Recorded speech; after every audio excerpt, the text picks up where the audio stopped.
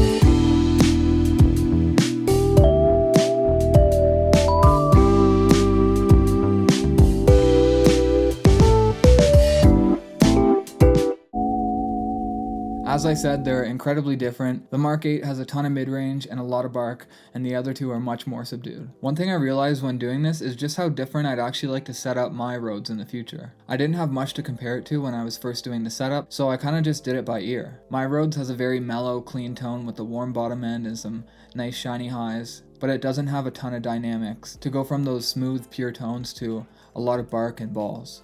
That's part of the great thing about the tweakability with the V8 is you can go in, pick any profile or setup that you want, switch it out super fast, and that kind of gives me the ability to test a bunch of different setups and then plan how I want to set up my real Rhodes in the future. So if you guys want to see a follow-up video on that, leave a comment in the description. We can go through testing a bunch of different setups, pick one, and then adjust it on my vintage Rhodes.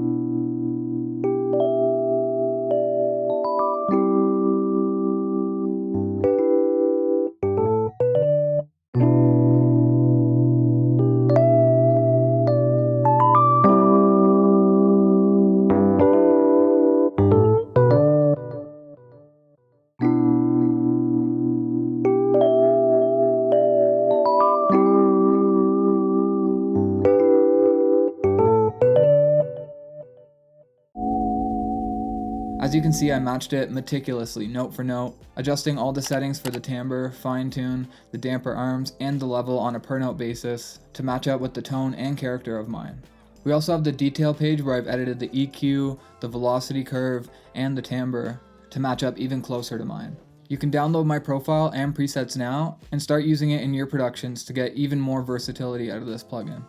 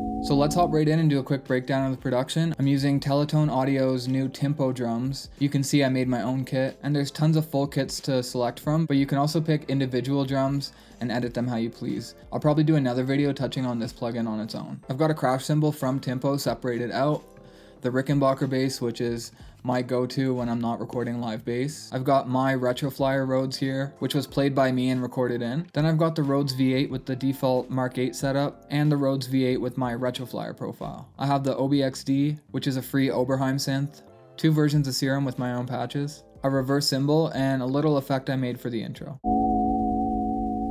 Let's talk about some of the positives and negatives of owning a vintage Rhodes. It's such a classic instrument, and if you're lucky, you can still find them at pretty affordable prices. I wasn't quite that lucky, but I still got an all-original Mark 1 that came from one owner who bought it new in 1973. And I was looking for one that was between 71 and 73, so it was the right year. If you can find one fairly affordable, freshen it up, give it a bit of a restoration, use it in your studio or with your band, then you'll probably end up with an instrument that you'll never want to part with. I don't think I could ever get rid of mine unless I got one of the new Mark 8s, but even then I still have sentimental connection, and there's always a little magic in vintage instruments. Rhodes owners will tell you that only a Rhodes is a Rhodes, and software or emulations can't capture the character and the little nuances. And I agree, it is a mechanical instrument that can't really be written into software, but the amount of effort that Rhodes put into this V8 with the super deep sampling, the round robins, the tweakability, and the setups is just incredible. You can tweak the pickup position in relation to the tine, the damper arms, the individual tuning, and volume on a per note basis, just like you can on a real one. So I really believe that this new software is the closest thing you'll find to a real Rhodes in any form today. These aren't much maintenance, they pretty much stay in tune because the tuning is just a spring fitted onto a tine. They can slip out of tune if you're playing a lot or playing hard, but it doesn't happen that often, and they're pretty easy to tune when it does. They do take up a bit of space, but no more than a big synth on a stand. And the feeling of playing a mechanical piano is something you can't really compare to a MIDI keyboard. But the thing is, they're expensive to repair, and unless you live in a big music city with a few Rhodes techs around, you're gonna have to learn how to do the work yourself. I did, and it turned out alright, but it's definitely not for everyone. Personally, I'm thinking about moving my entire studio, which is in a medium-sized basement, up to a smaller bedroom for a few reasons, but one of the main reasons being this Rhodes. The basement in any house can be colder with more moisture, so I'm always worried about the tines and tone bars rusting or aging prematurely. So owning a piece of music history is great, and it's a privilege. I'll always love it, but there are some sacrifices and trade-offs that come with it as well, so it's up to you. To close this out, I want to give a huge shout out to Rhodes Music Group and everybody involved. They're bringing this great instrument back to life and putting it in the hands of some of your favorite musicians, as well as releasing such an in-depth plugin version so that anybody can get their hands on the Mark 8. I'd love to try one out one day. Hopefully some studios near me will buy one. So thank you. To anyone who's still here, thanks for sticking around. I'd appreciate if you could like, subscribe, share, whatever you want. It all helps. But what are you even doing here? Go get this thing right now. Download my presets, my profile, mess around with it, use it in a production, and make something great. Thanks for watching, and remember, keep making music if you love to do it.